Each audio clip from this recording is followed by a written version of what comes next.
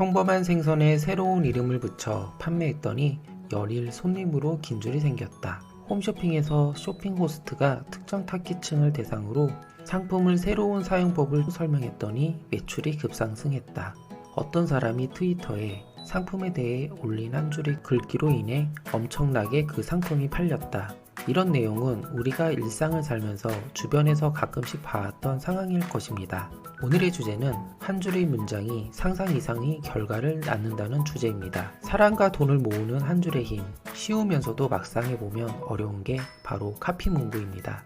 여러 비즈니스 현장에서 한 줄의 힘이 갈수록 중요해지고 있습니다. 인터넷 사회가 되고 정보가 비약적으로 증가한 요즘 같은 시대에는 최초의 한 줄이 첫눈에 와닿지 않으면 거의 대부분 끝까지 읽지를 않습니다. 그렇기 때문에 제목, 상품명, 표 제어, 캐치카피와 같은 짧고 정확한 한 줄로 사람들의 마음을 반드시 잡아야 합니다. 지금부터 사람들의 마음을 잡을 수 있는 카피라이팅 방법에 대해 알려드릴게요. 첫 번째 법칙, 자신과 관련 있다고 생각하게 만들어라.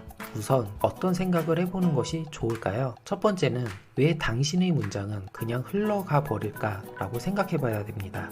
한 줄로 불티나게 팔리게 하기 위해서는 우선 의식적으로 강한 글을 사용하는 것부터 시작해 보시길 바랍니다. 그 다음은 조금 더 상대의 마음을 움직여 판매로 이어지게 하는 한 줄을 쓰기 위해 어떻게 해야 할지 생각해 봐야 됩니다.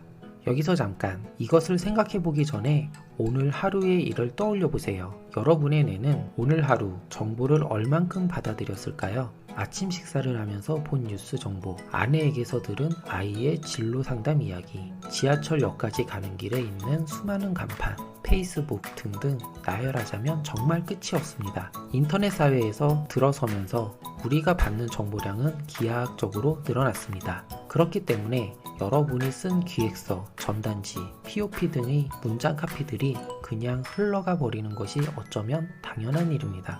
정보를 흘려보내지 않기 위한 대원칙, 자신과 관련 있다고 생각하게 만들어라. 너무 당연한 이야기라 맥이 빠지나요? 하지만 이렇게 생각해 보자고요. 인간의 본능 중 하나는 자신과 관계 있는 정보라고 생각하면 귀를 기울인다는 사실, 반면 자신과 관계없다고 생각하는 순간 정보를 흘려보냅니다. 그럼 무엇을 말해야 자신의 일이라고 생각할까요? 정리해보면 크게 5가지로 말할 수 있습니다. 첫 번째는 뉴스를 알린다. 인간은 호기심이 약한 존재이며 새로운 뉴스는 인간의 호기심을 건드리기 때문에 사람들이 그냥 지나칠 수 없습니다. 그리고 사람들은 흥미가 생기면 자신과 관련 있다고 생각합니다.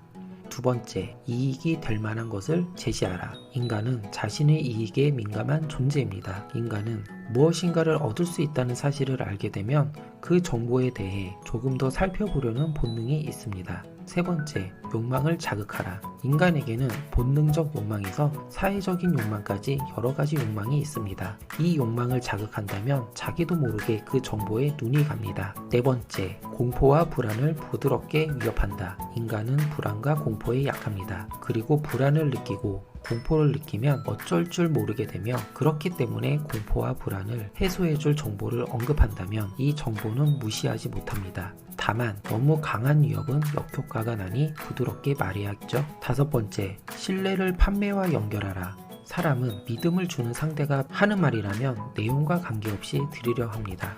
그럼 좀 더 이해하기 쉬운 사례를 말씀드릴게요. 여러분이 잘 알고 있는 애플이 진짜 팔고 있는 게 무엇인지 아시나요?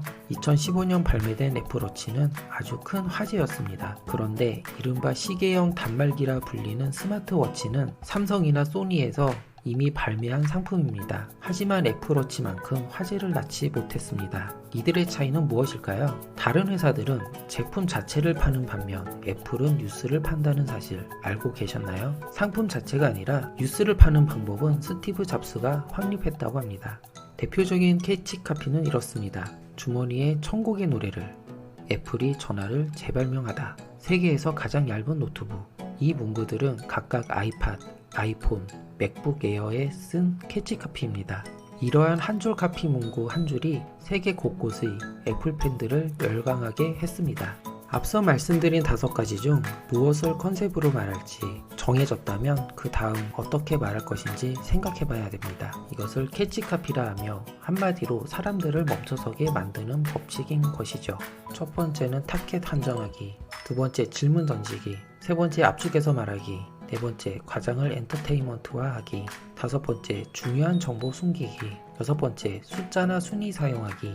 일곱 번째, 비유로 마음 사로잡기. 여덟 번째, 상식 뒤엎기. 아홉 번째, 진심으로 부탁하기. 이렇게 정리할 수 있습니다. 그렇다면 뉴스가 되는 확실한 전제 조건은 무엇이 있을까요? 간단합니다. 캐치카피에 뉴스라고 알 수 있는 단어를 넣으면 판매로 이어질 확률이 높습니다. 예를 들면 세계 최초, 업계 최초, 한국 최초와 같은 퍼스트 원은 이것 자체만으로도 뉴스가 되기 때문에 새로운 것을 좋아하는 사람들의 마음을 사로잡을 수가 있습니다. 그리고 신이라는 글자가 들어가는 단어도 뉴스가 됩니다. 예를 들면 신상품, 신발매 등을 쓰는 것이며, 또한 꼭 신상품 개념은 아니라도 기존 제품을 개량했다고 해도 사용 방법이나 먹는 방법을 새롭게 제안하면 뉴스가 될 수가 있습니다. 여러분의 뇌를 확장시켜 드리기 위해 뉴스가 될 만한 문구 사례를 예시로 몇 가지 말씀드릴게요. 특별 반값 세일은 10월 10일까지 마침내 등장. 어플에서 빨간 책을.